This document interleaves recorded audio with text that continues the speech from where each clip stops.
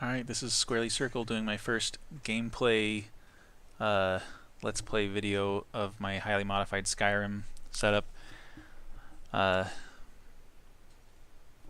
With all these mods running on the GTX 1070, I'm generally getting a pretty stable 60 frames per second. Of course, I'm limiting it to 60 frames per second because in Skyrim, if you go over 60 frames per second, then you get glitches like water appears everywhere or something like that. It's really weird. So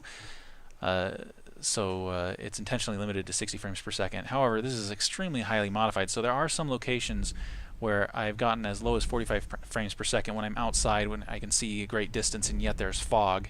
It really puts a load on the GPU. Let's go ahead and get started. And here, let me pull up my frames per second. During loading screens, it's down at 30 frames per second. But in game, it's generally sits at about 60 frames per second. So just for this, I'm just going to grab any old preset. This guy looks good. He looks like a great hero. All right, and we'll call him Boris. And at the very beginning, first thing that pops up is loading all the mods. So I like to wait for it to finish loading all of them. So this will be just a second.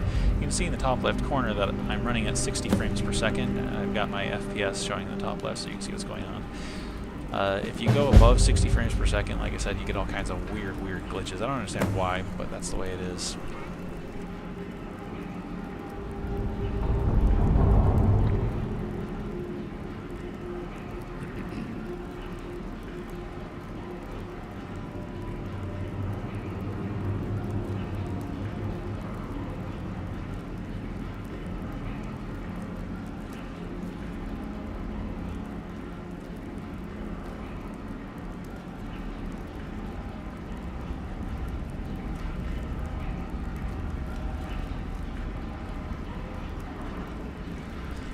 Alright, so the basic mods have loaded. Next thing we need to do is go into the mod configuration, and we have to turn on the mods that we're interested in using. Now, this one has caused so many problems. I just go and make sure that it doesn't actually do anything. This animations mod, it makes so like when you're stealing, you'll suddenly stand up, and then get caught. So I just make sure it's off. This one's working.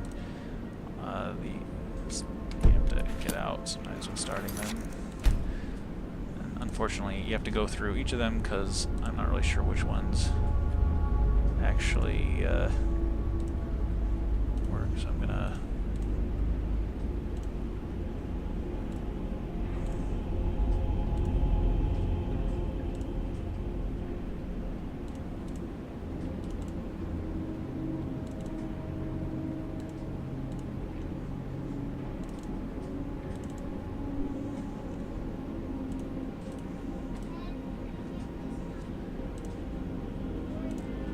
I like to make this so, first of all, when I have a weapon drawn, I can save, and no activity timer for 60 seconds. I don't want to save more than once every 60 seconds.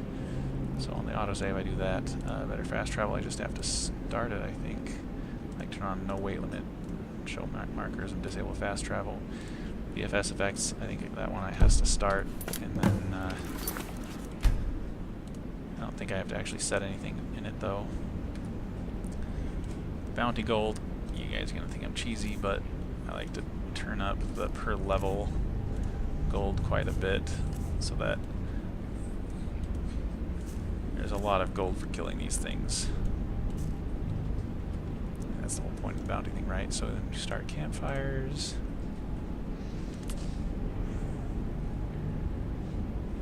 Oh, it actually saved my my hotkeys, which it has not done in the past, so I'm kind of surprised about that. And why would it not have done it in the past? Like alchemy, I think this one's already started. Crafting, I think this one's already started. Actually, is there a setting in alchemy I need to change?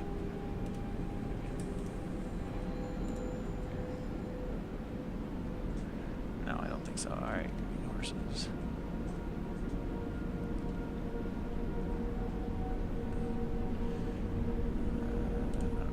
To start any of these. So I'll just go ahead and make sure they start. This is, of course, not the fun part. This is just making sure everything's working. It may not be necessary, but for some of them it absolutely is necessary, so I just do it for all of them. I don't think this factions one is necessary because it just checks stuff out later on.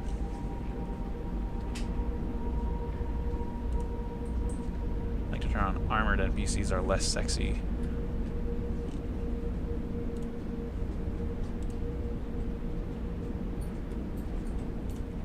Frostfall, this one you definitely have to enable. And then, so after enabling it,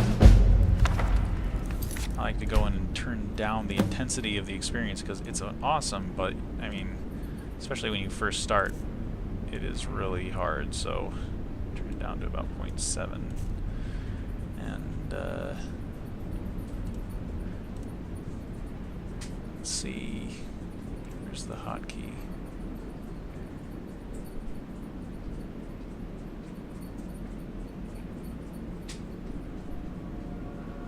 That's the one hotkey. Yeah, so I'll set it. And I set it to the same thing as what I eventually set my immersive HUD. No, not immersive HUD. I can't remember what it is. The other one.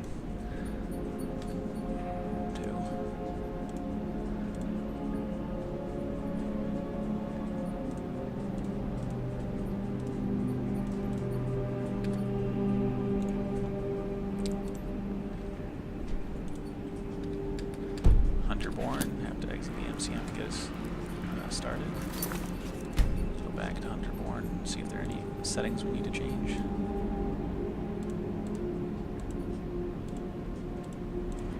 For some reason it's not showing me the other menus. There we go. So field dress and then process. I put those two hotkeys. I hide the abilities in spellbook because they're spammy. And then taxonomy I should bind to something. I'm not sure what would be the best key. Let's throw it there. Turn on Monster Hunter. I have no idea what that does, but it sounds cool. Armors, immersive citizens.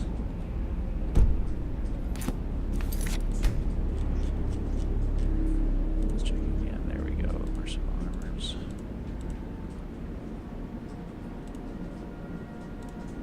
If something doesn't load, I usually click it again just because sometimes it helps it load.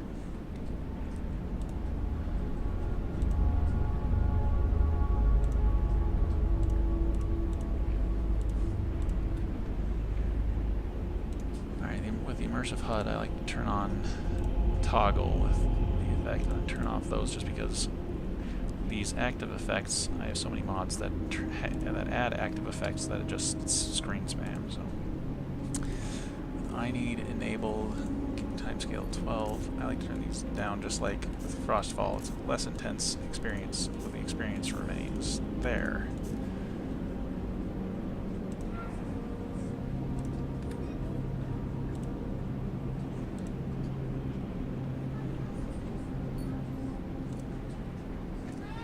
Turn off substance impairment because I really don't like, you know, you drink and then you can't control your character anymore.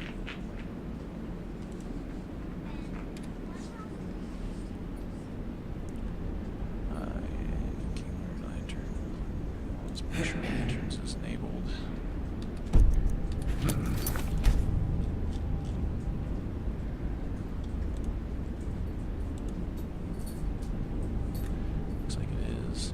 Lock overhaul needs to be enabled, I know that. And I like to turn on, there's a mode where you can smash locks, and then there's also the magical lock. So I like to turn those on. Just gives you more options, I guess.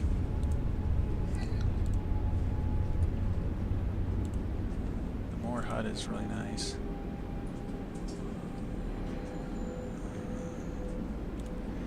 On real estate, but because I perk as Maximus, I turn off the perks.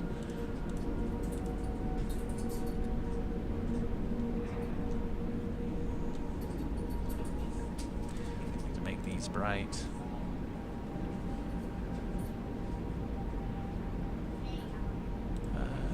There's one thing. I can't remember which mod it is. The harvest. Oopsie. No, it's, you know what it is? It's the complete alchemy. This is the one, food and cooking. Turn these off because it messes up the game, messes up your ability to play if you drink and then, I mean, you have to drink to stay alive and then your character's drunk, so then you can't do anything.